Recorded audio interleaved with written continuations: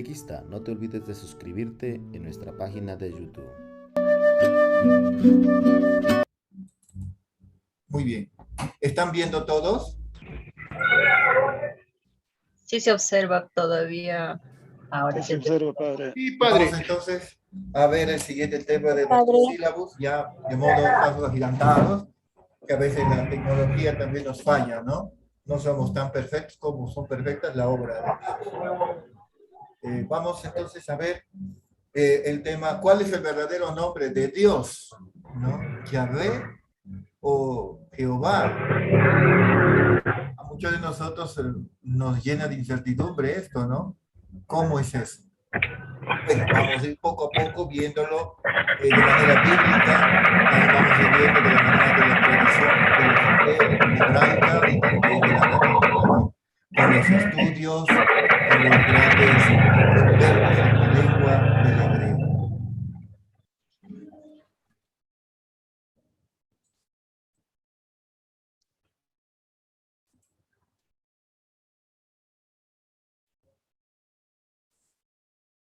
A ver, vamos entonces.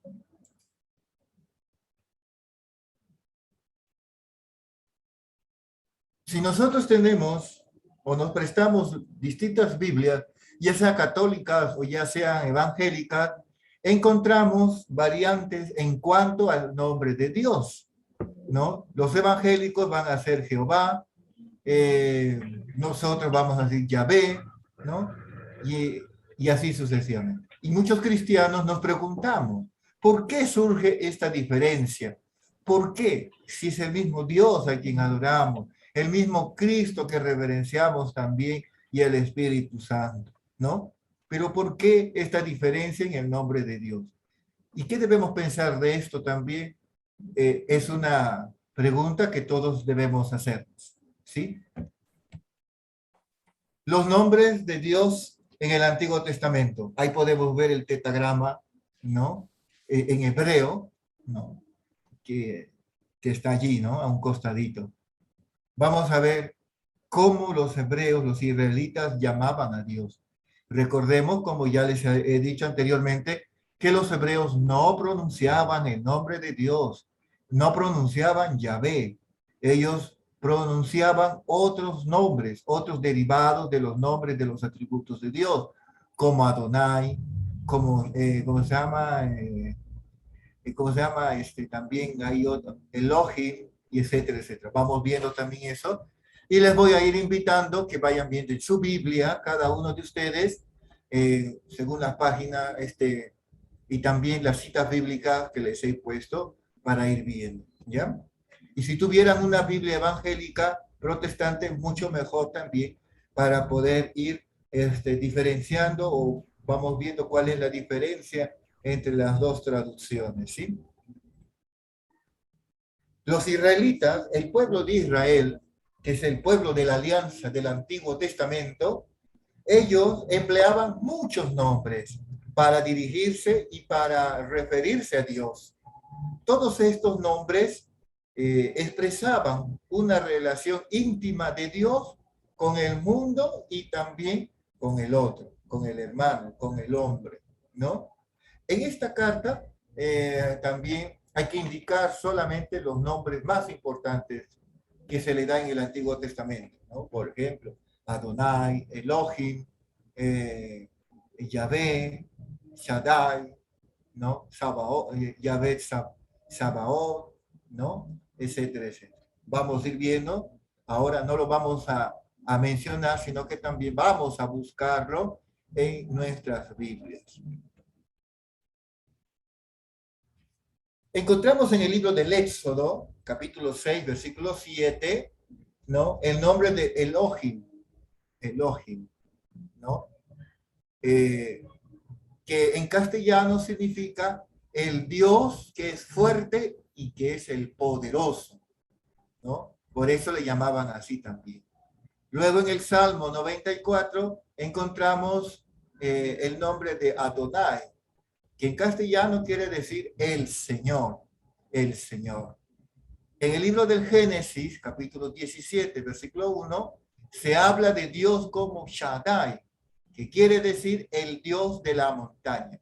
¿Esto por qué? Les voy a explicar un poquito. ¿Por qué Shaddai, el Dios de la montaña? Recordemos, volvamos a la escena de Moisés que está pastoreando las ovejas de su suegro Yetro, ¿no? A los pies del monte Sinaí.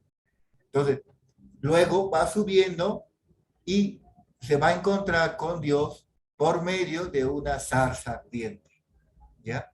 Y por esa razón también el pueblo de Israel, el pueblo de la alianza del Antiguo Testamento, también le puso ese nombre Shaddai. Se dirigían así, de esa manera, como decir, es el Dios que le habló a Moisés en la montaña, allá en el Sinaí.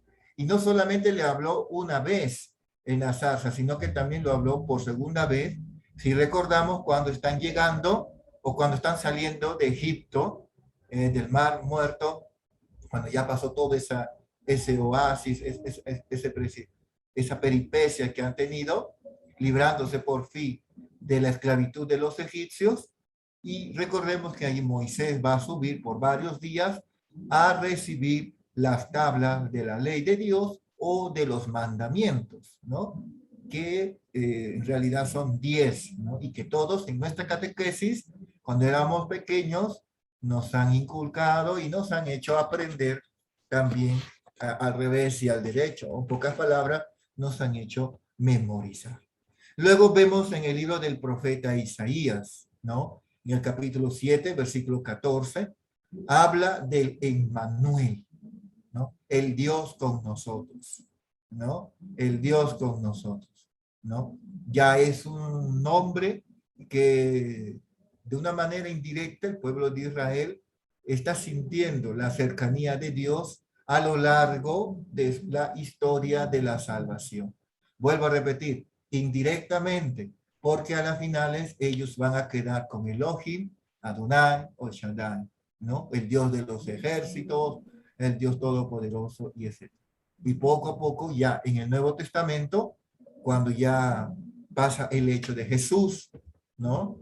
De la resurrección, ya viene la cuestión de comparar, ¿no? De fundamentar la fe por parte de los apóstoles o por parte de los discípulos de los apóstoles, como los santos padres de la iglesia, para poder fundamentar nuestra fe, para poder fundamentar que en Jesús, ¿no?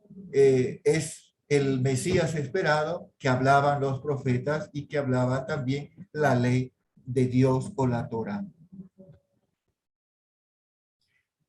Hay muchos nombres más en el Antiguo Testamento, ¿no?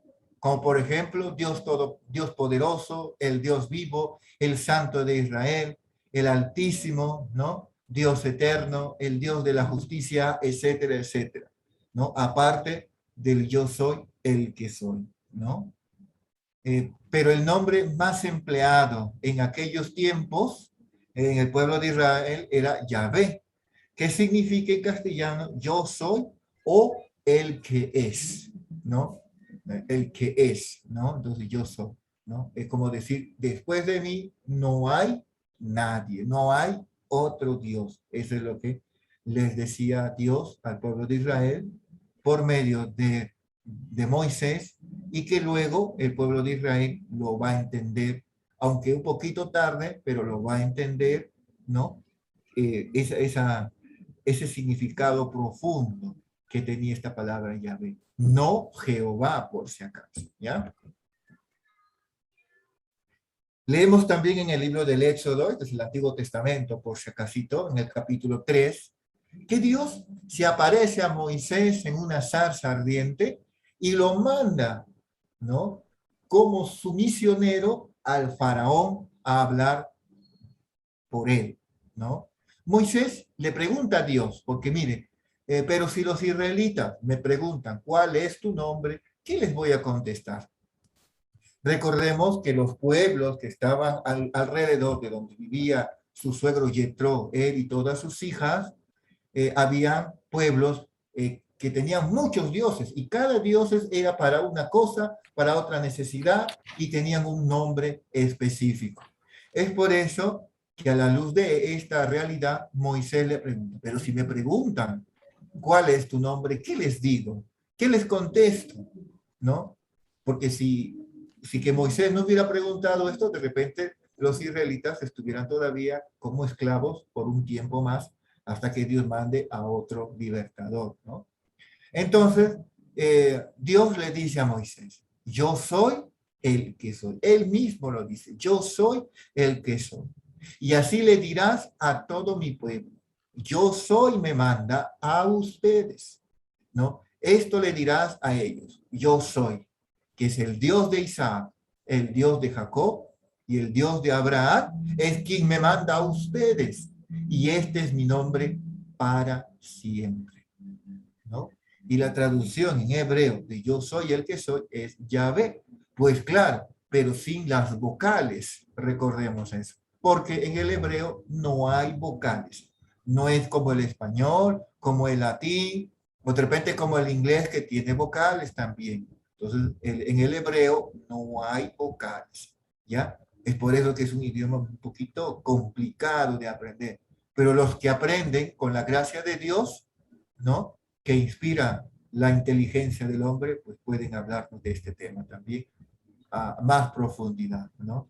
¿No? Entonces vemos que Dios le recuerda a Moisés, yo soy el que soy te manda, el que es el Dios de los tres patriarcas, Abraham, Isaac y de Jacob, ¿sí? Como diciendo que Él es el Dios de los de vivos, no es un Dios para muertos, porque para Dios todos estamos vivos en su presencia.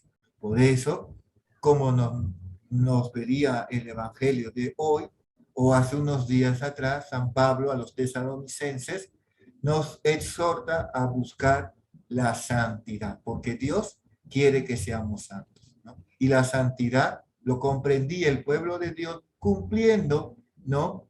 La ley de Dios que le dio al pueblo por medio de su amigo Moisés. Esta palabra es una palabra hebrea. El hebreo es el idioma de los israelitas, un poquito para poder abrir más campo. De los israelitas o de los judíos del Antiguo Testamento, ¿ya? En este idioma no se escribían las vocales, lo que les dije hace un momento, las vocales de una palabra, sino únicamente los consonantes. Era bastante difícil leerlo correctamente, ¿no? Hasta el día de hoy es así, ¿no? Porque al leer un texto hebreo, uno mismo debía saber de memoria qué vocales tenía que pronunciar en medio de las consonantes, ¿no? Muy difícil y muy distinto al inglés, al español, al latín, incluso me imagino también al alemán, ¿no? O al polaco, no lo sé, ¿ya? Pero es uno de los idiomas actualmente también un poco complicado, ¿sí? Pues les decía hace un ratito, necesitamos la gracia de Dios para poder nosotros comprender, porque sin ayuda de Dios no podemos hacer nada. El nombre de Dios, yo soy, se escribía con estas 4 consonantes, ¿no? Que los judíos pronunciaban así, Yahvé, ¿no? Y en castellano se escribe Yahvé, así que como pueden ver en la pantalla, ¿sí? Ya con con las vocales, perdón, ¿sí? Pero ya no aparece la H, ¿no? Otros dicen la H es muda, por eso no debería de estar en el alfabeto español, y eso es mentira, también nos ayuda. Es igual como la S y la Z, ¿no? La pronunciación. La pronunciación Yahvé es sin duda la pronunciación más correcta del hebreo original para indicar o para indicarnos a Dios como el que es, ¿no?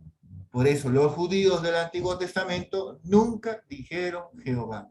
Jehová está mal traducido. Si ustedes ven, quítenle las vocales a Jehová, pues no va a coincidir. Parece como que si lo hubieran movido por aquí, por allá, entonces ya significa otra cosa, me imagino, en el hebreo, ¿sí? Y eso hay que tener mucho cuidado, ¿no? ¿De dónde viene la palabra Jehová? Esta palabrita que nos divide entre católicos y evangélicos, especialmente los testigos de Jehová y toda la rama de ellos, ¿no? Y es una tristeza.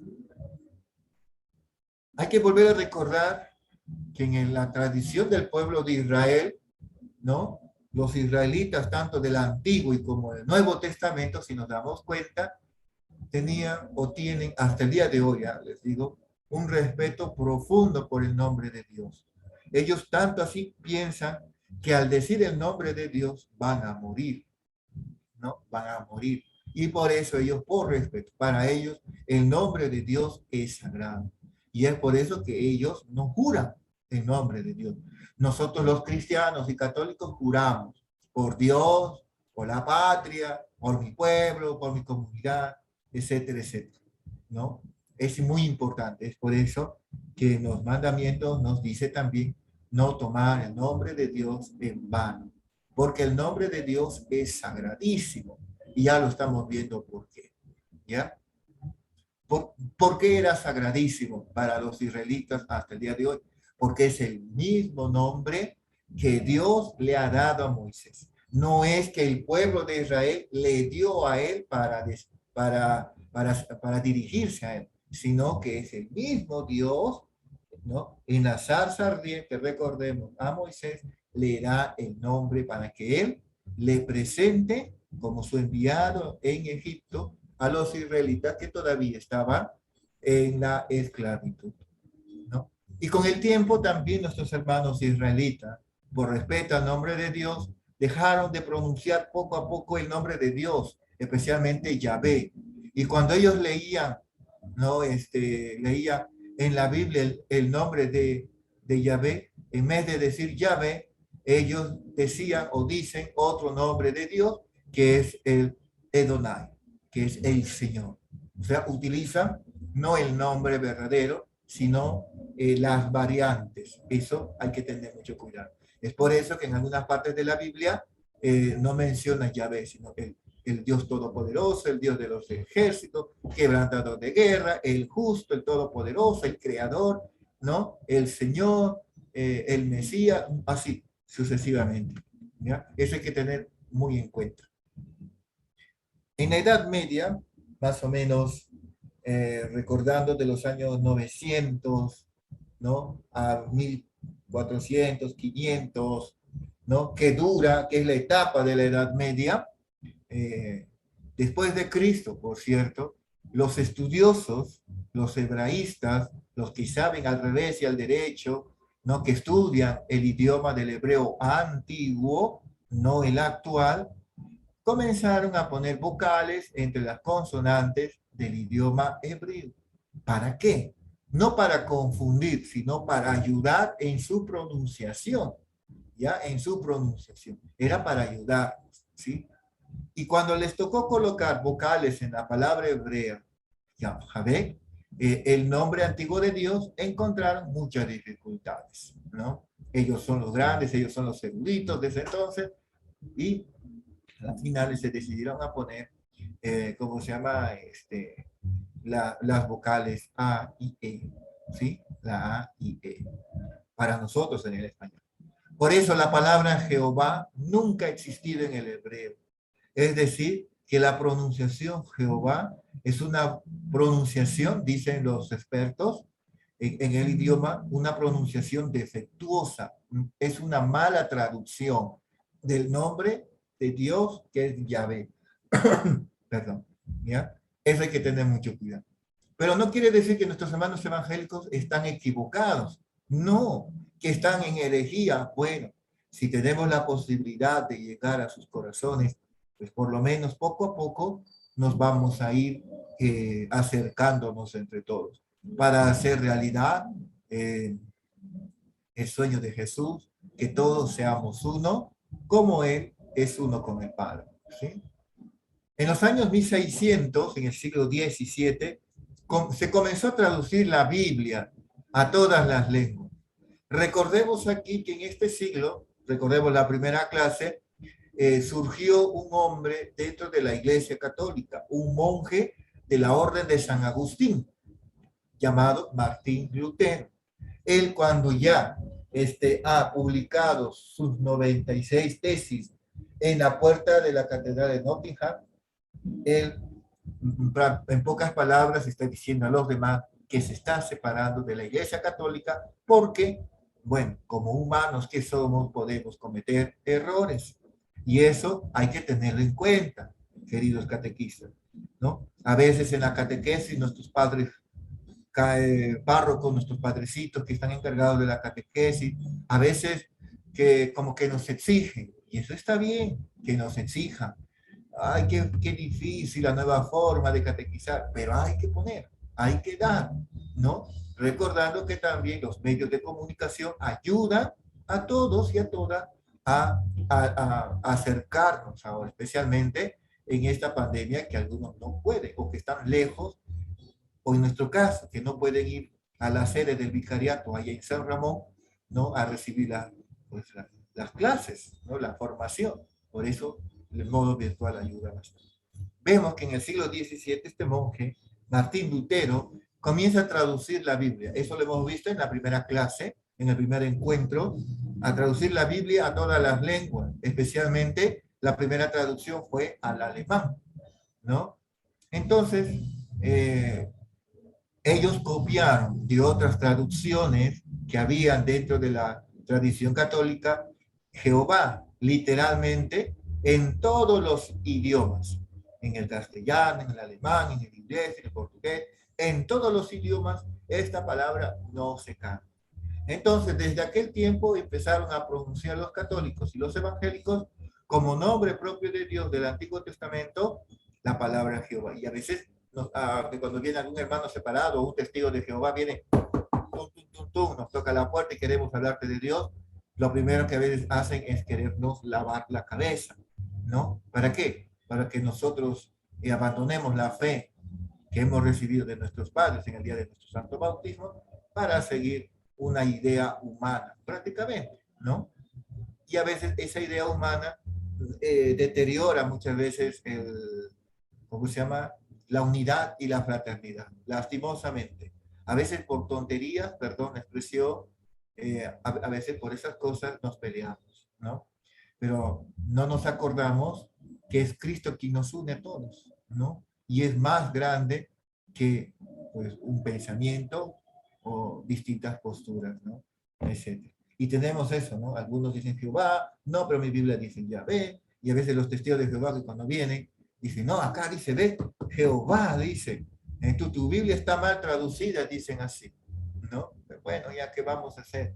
Ellos siempre quieren tener la razón. ¿Qué podemos hacer? Ante la soberbia, la humildad es la mejor arma que podemos presentar a los demás. Y ese es el signo de cristiano, ¿no? La humildad, la fraternidad, la caridad. Un poco también que nos enseña Santa Rosa de Lima, ¿no? Ahora bien, aún en las Biblias católicas usan el nombre de Yahvé hasta el día de hoy, de distintas traducciones, como la Biblia católica de jóvenes, la Jerusalén, la latinoamericana, del estudio, cheque, etcétera, etcétera. Todavía se usa el nombre de Dios como Yahvé y no el de Jehová. ¿Está bien?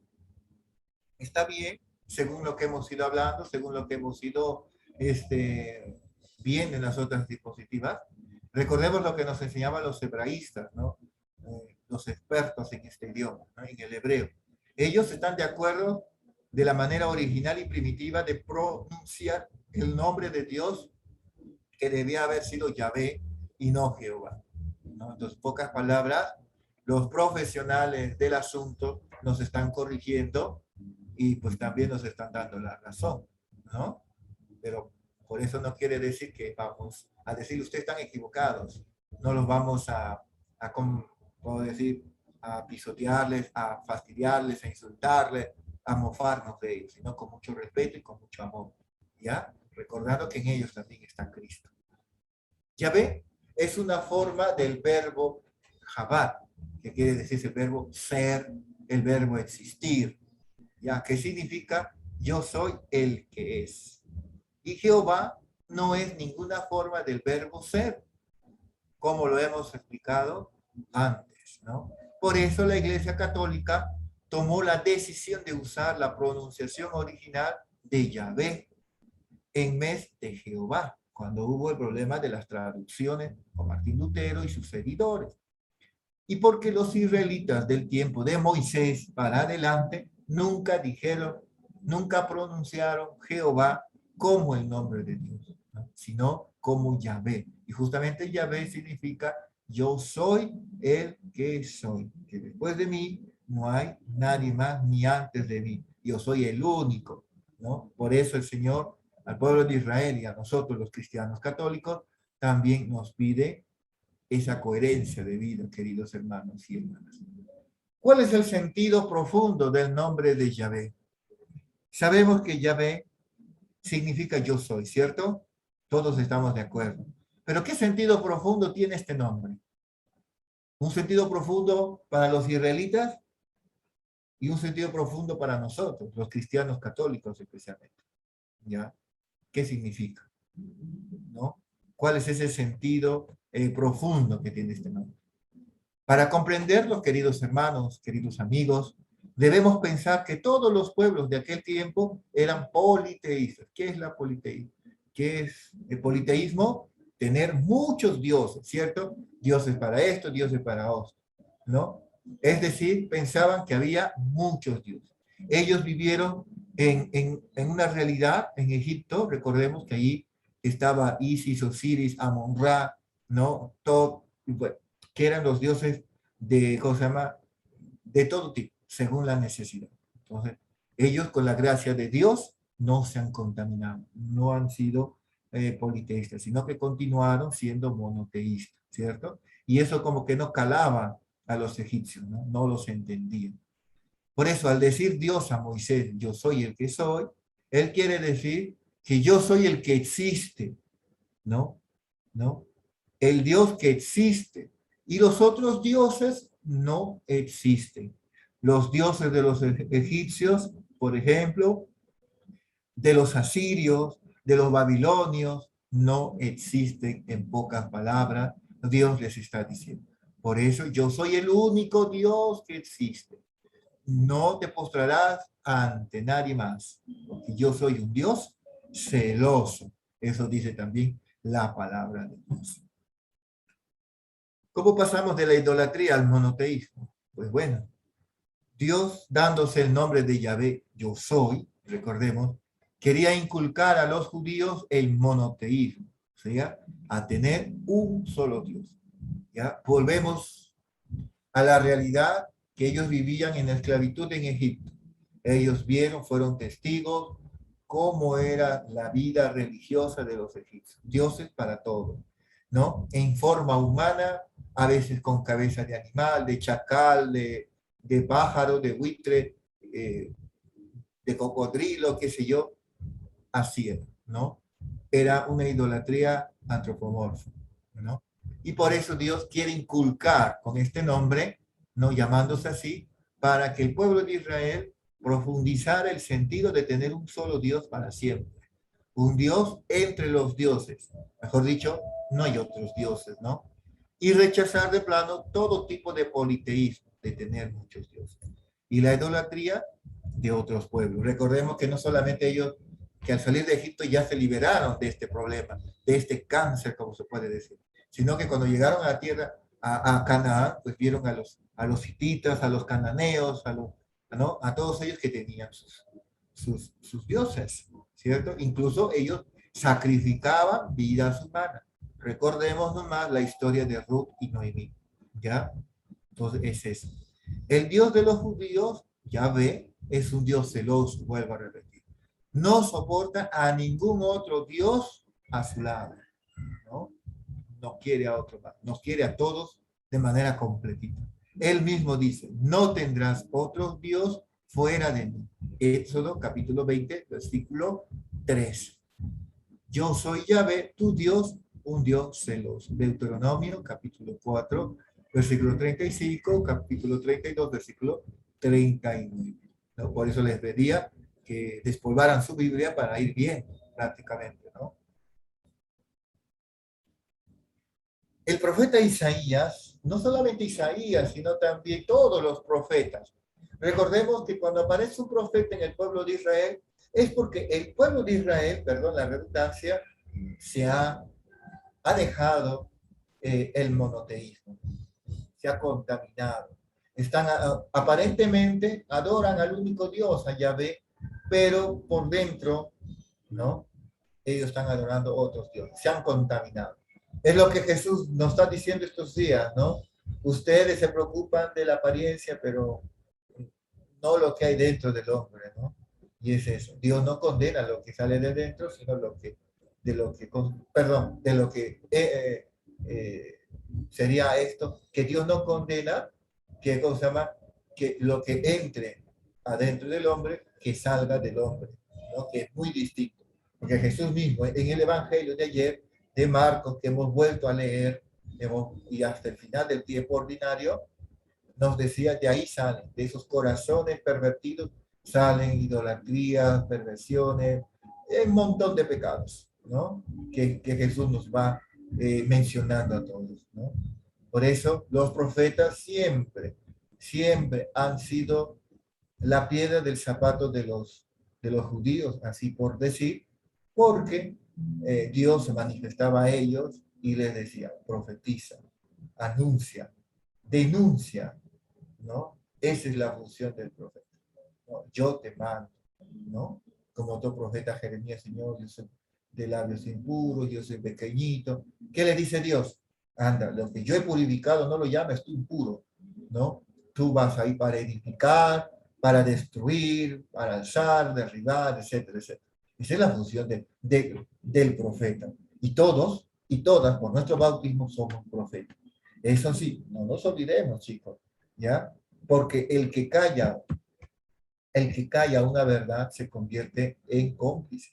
Y ser cómplice del pecado ajeno es peor del pecado que comete esa persona. Así que hay que tener mucho cuidado, ¿ya? Entonces, pero eso siempre con mucha caridad, con mucho amor también, hacer también la corrección fraterna, ¿no? La conclusión es que la palabra Yahvé significa que Él es el único Dios, no hay más. Es el único, es el verdadero, ¿no? Y que todos los otros dioses que aparecen, ídolos de piedra, ¿no? No son nada, no existen y no pueden hacer nada. Por lo que dice, tienen ojos y no ven, tienen orejas y no oyen, tienen pies y no caminan, ¿no? Que sean igual los que los hacen, ¿no? Cuando caemos en la idolatría también del dinero, ¿no? De querer juntar dinero desesperadamente y cometemos otro pecado, porque un pecado nos arrastra otro pecado, chicos, ¿no? Entonces, con el afán de tener dinero, pues, que es un pecado, también de la avaricia, ¿no? También tenemos el siguiente pecado, que es robar, ¿cierto? Robar, coger lo que no es de uno, y eso hay que tener mucho cuidado, ¿sí? El nombre de Dios en el Nuevo Testamento. Sabemos que Jesús en el Antiguo Testamento cambia, ¿no? Entonces dice, Abba, Padre, en el Evangelio de Mateo, que no cambia algunas palabras de Jesús, que se repite, por ejemplo, en la Pasión, ¿no? Del Señor, que cuando se pronuncia en Viernes Santo o Jueves o Domingo de Ramos, según el ciclo del año también, sea A, B o C, vemos esto, ¿no? Padre, Abba. Y Jesús también nos enseña, el Padre, nuestro Padre que estás en el cielo. Nos está haciendo entender de que Dios es un Dios cercano, chicos. No es un Dios que se queda arriba en su gloria, en su trono, y ve de manera, pues así, calladito, solapadamente, cómo el hombre, cómo su creación se va fastidiando, se va valorando y se va deteriorando. Dios siempre se preocupa por nosotros como mamá y como mamá. Más importante para nosotros que vivimos en el Nuevo Testamento, ¿ya? Es saber cómo Jesús hablaba del misterio de Dios. San Francisco de Asís decía a sus hermanos y nos dice a todos, ¿no? Que todas las personas vean en nuestras acciones, buenas por si acaso, a Jesús del Evangelio. No a un Jesús inventado, no a un Jesús maquillado, remasterizado, como se dice, no, al Jesús original, ¿no? Ahí a un Jesús que nos llama la atención, a un Jesús que nos alienta, que nos anima, etcétera, etcétera, y que nos advierte también. Jesús y sus apóstoles, según la costumbre judía de aquel tiempo, nunca pronunciaban el nombre de Yahvé, ni tampoco Jehová.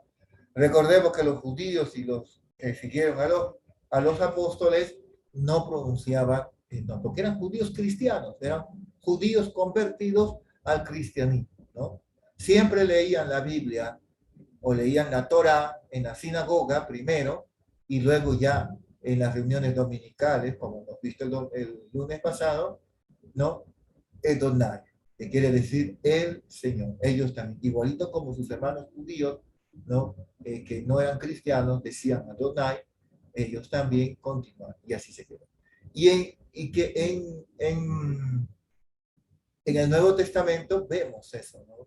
Edonai. Incluso la mayor parte que ha sido escrita ¿cómo se llama? En griego viene la palabra kairos, que quiere decir también el Señor, ¿no? El Emmanuel, el Dios con nosotros, el Mesías, ¿no? Que es la traducción de Edonai, ¿no? Del hebreo a, ¿cómo se llama? Al, pues, al idioma pues, ¿cómo se llama? Que se traduce, ¿no? Después. Jesús introdujo una novedad, y eso lo sabemos todos. Todos que sabemos que leemos la Biblia, no solamente como cultura general, no solamente como para buscar cosas para callar a los evangélicos, sino para meditar y para hacerlo vida en cada uno de nosotros, para ser mejores cada día. Jesús introdujo también una novedad en las costumbres religiosas y nombró a Dios como Abba, como Padre. Entonces, Abba, literalmente podríamos decir que significa papito o papaito, ¿no? Recordemos que el hebreo tiene muchos significados. Una palabra puede tener 30, 40, 50 significados. Entonces, lo más ideal es padre o papito, papaito, ¿no? Te alabo, Padre, por eso él dice, ¿no? Te alabo, Padre. Y está volviendo a utilizar nuevamente el nombre de Adonai, Señor del cielo y de la tierra. Mi Padre sigue actuando y yo también actúo, ¿no? Por eso los judíos tenían ganas de echarle en mano, ganas de matarle, porque él llamaba a Dios Padre suyo, y de esa manera ellos decían que Jesús se hace igual a Dios. Era un igualado, en pocas palabras, ¿no? ¿No? Este tema, esta controversia la encontramos en el Evangelio de San Juan, en el capítulo 5, versículos 17 al 18. Te alabo, Padre, ¿no? Es por eso que a Jesús ya desde antes empiezan a confabular contra él, ¿no? No es que Jesús deja de hacer las cosas, deja de cumplir los ritos, o dice que no solamente es ritualismo nuestra fe, golpeada de pecho, ¿no? Sino que va más allá. Hay que darle un sentido, en pocas palabras. Y como eso no calaba, pues bueno, en tiempo de Jesús, como hemos visto el lunes pasado, pues decidieron, dice, quitarse la piedra del zapato, ¿no? Para que ellos puedan seguir caminando, ¿no?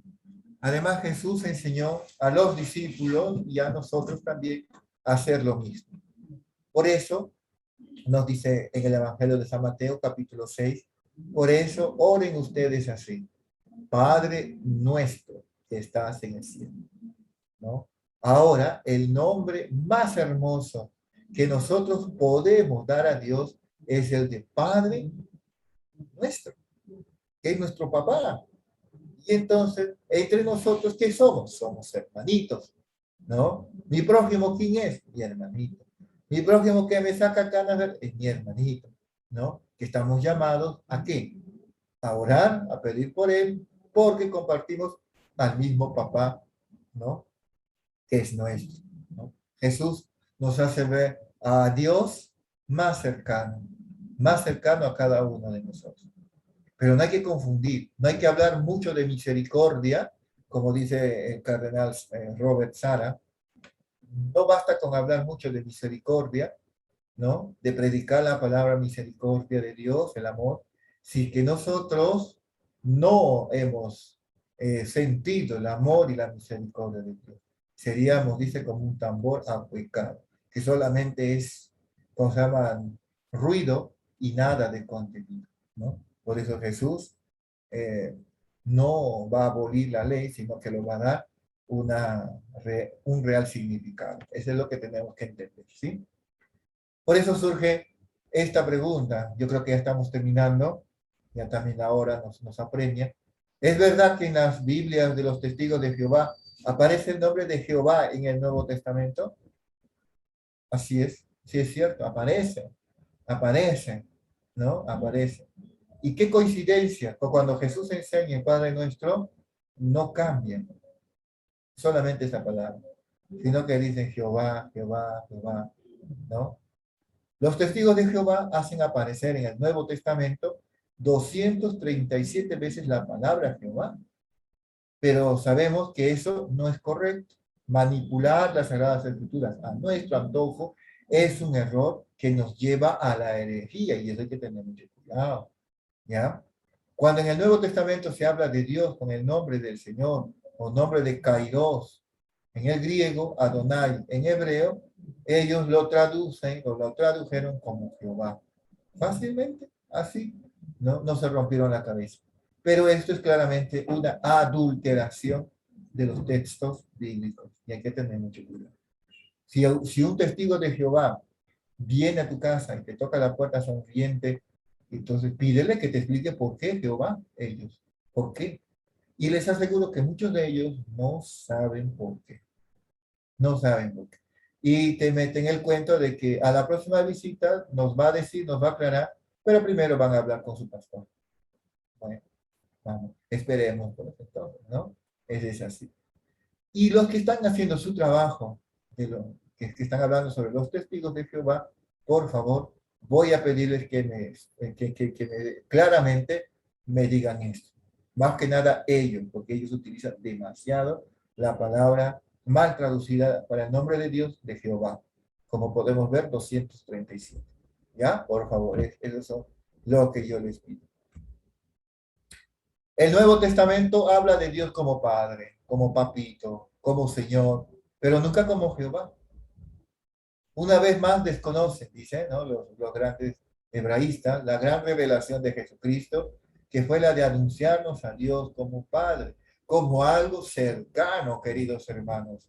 Como podemos ver en el cuadro de la parábola del Padre Misericordioso de Rembrandt. Si nosotros vemos bien este cuadro, lo vamos a ver en otra diapositiva, de repente ahorita no se dan cuenta. El papá está, bueno, en primer lugar, el hijo viene todo pelado, todo andrajoso, con un zapato más o menos allí, y otro sin zapato, todo sucio.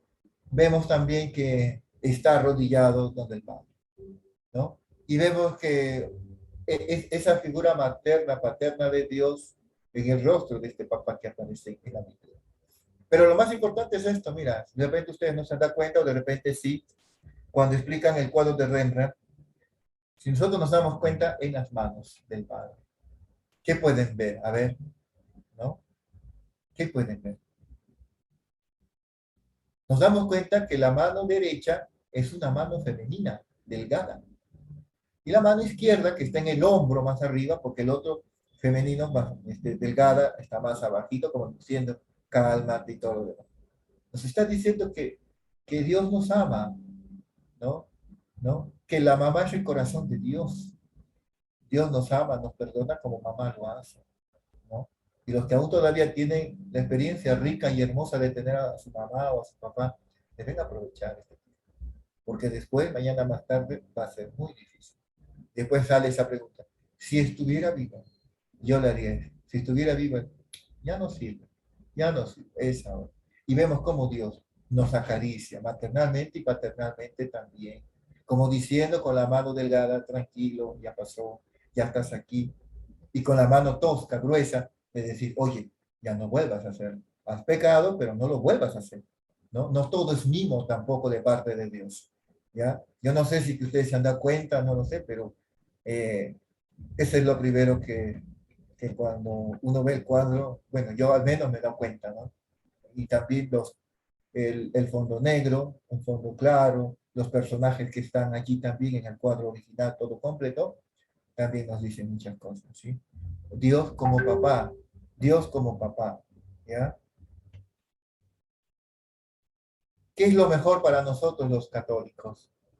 ¿Ya? Es mejor hablar de Dios como Jesús hablaba de él y cómo hablaba Dios, perdón, Jesús de él, ¿ya? Vemos que va habiendo una evolución y a las finales Jesús nos presenta a un Dios cercano. Vuelvo a repetir, no está arriba en las nubes sentado, como a veces podemos ver en algunas estampitas, sentado en su trono y un pie sobre el globo del mundo y un báculo ahí diciendo, ya fueron, pues estamos todavía en el Antiguo Testamento. Dios es papá, Dios es reconciliación, Dios es misericordia. Pero vuelvo a repetir, no podemos hablar de un Dios de misericordia si nosotros no hemos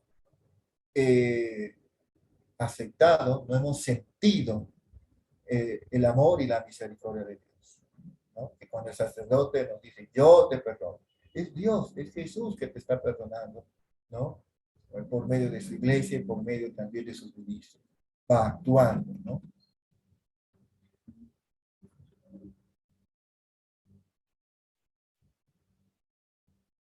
Vamos también viendo tres características importantes, ¿no? Primero vemos que Dios se manifestó a Moisés, como lo hemos visto, como el único Dios que existe, significando esto que los otros dioses no existen, ¿no? Es lo que significa la palabra Yahvé, ¿no? Los profetas, ¿no? Nos habla como el único Dios, el Dios de la justicia, el Dios del amor, ¿no? El Dios, oye, un Dios que nos hace recordar, oye, te estás portando mal, vuelve nuevamente. Y finalmente, en Jesucristo, Dios se manifestó como un padre que ama a todos sus hijos. Ahí podemos ver de más cerca, en la diapositiva, lo que les decía, ¿no? La característica de las dos manos, ¿no? De las dos manos, ¿no? Dios es amor y nosotros tenemos esta gran vocación a vivir en el amor, ¿no? Santa Rosa de Lima, cuya solemnidad festejamos hoy día, no solamente en nuestra parroquia de Tzapampa, sino también en todo el mundo y en el Perú, de donde ella es conocida, nos decía que el amor es duro justamente acá, ¿no? De vivir en el amor. El amor es duro, pero es nuestra esencia, dirá después ella, es nuestra esencia. Y por tanto tenemos que luchar por este amor de Dios. No solamente buscar que Dios nos ame, sino que este amor que nos da Dios a nosotros, también manifestarlo con el prójimo. Recordando lo que Santa Rosita también decía, ella no solamente rezaba, no solamente se golpeaba, no, también hacía caridad, ¿no? Claro ejemplo, ahí tenemos el niño doctorcito, ¿no? Que todo le pedía a esta imagen, le pedía que le iluminara para que ella también pudiera sanar, ¿no? Y lo que San Martín de Porres también nos dice, eh, yo, te, yo te curo, pero Dios te salva, ¿ya? Ese es, ¿ya? Dios es amor. Por eso la oración del Padre Nuestro es la mejor expresión de fraternidad universal, que nos hace sentir hermanos, que nos hace sentir comunidad, ¿ya? Por eso en algunas parroquias todos, al igual como el sacerdote que preside la misa, pues todos abrimos las manos como signo también de decir, oye, tú eres mi hermano, tú eres mi hermana, yo te quiero, te amo y todos somos hijos e hijas de un mismo padre. Eso, ¿no? Más que nada. Se dan cuenta que no es solamente un mero rito, sino que le estamos dando también, ¿no? Un sentido. ¿Y qué hay que hacer cuando los testigos de Jehová, los mormones y otros seguidores de otras sectas llegan a nuestra casa, a nuestra puerta, de una manera para entablar una conversación? ¿Qué debemos hacer? ¿Qué debemos hacer? En primer lugar, hay que precisar cuál es la verdadera intención de sus visitas. Por lo general, ellos dicen que quieren hablarnos de la Biblia y conversar acerca de Dios y de la religión. Aparentemente, ¿ya? Aparentemente, ¿ya? Pero su verdadera intención no es esta, sino la de arrebatar la fe a los católicos que no están profundamente convencidos de la fe. Eso y nada más es lo que ellos quieren. Quieren ganar adeptos para el diezmo, ¿no? Quitar a los fieles su fe católica. Hablar de la Biblia o de Dios es solo un pretexto, una careta, ¿no? Para quitar o para aprovecharnos también de la fe débil que muchos católicos tienen.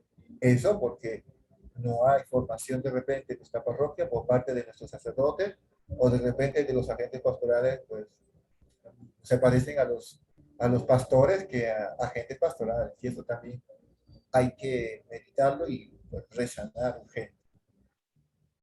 Y de hecho, y los hechos comprueban esta afirmación que hemos dicho, porque sabemos que algunos buenos católicos, por cortesía, eso sí, ¿no? Por cortesía y por buena educación o por otras razones, aceptaron conversar con ellos de la Biblia, sobre Dios, y a veces, como decía, o les dije hace un ratito, por su fe anémica, como yo lo digo, una fe anémica, sin fuerza, se pasaron a ser testigos de Jehová o a mormones o a evangélicos, a pentecostales, no lo sé. ¿Ya? Y de esa manera se vuelve a realizar, ¿no? Una herejía, ¿no? De preferir muchas veces preceptos humanos que la palabra de Dios, ¿no? Recordemos que los testigos de Jehová no son considerados cristianos. Eso, los que hacen su trabajo, también me lo tienen que precisar, porque eso ya no les voy a decir, ¿no? Hay que tener claro sobre su visita de ellos, de los mormones y de otras sectas, ¿no? A nuestras casas, a nuestras familias, ¿no? Conociendo esta realidad, pues la respuesta es obvia. ¿Quiere usted conservar y defender su fe católica?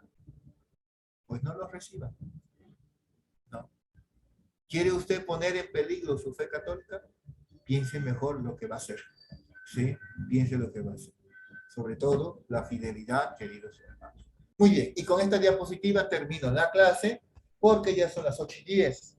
Entonces, ya acabo de anotar cuál es la tareita, ¿ya? Consta de 7 preguntas. Todo esto lo hemos hablado, todo esto lo hemos escuchado, y también lo pueden encontrar en este libro, Sectas y Iglesias y Sectas, del padre Antonio Goicoechea, un padre franciscano que se encuentra en el convento Santa Rosa de Ocupa, en Concepción, en Huancayo. ¿Sí? Yo le he dado al padre Raúl para que él lo suba a la plataforma para que ustedes vayan leyendo también y vayan profundizando. ¿Ya? Porque no es Google, ¿no? No todo es Rincón del Vago, sino también hay que ver los libros, hay que acostumbrarnos a leer también. No es solamente corte y pega, corte y pega, corte y pega, sino que hay que fundamentar, como decía hace un rato, nuestra fe.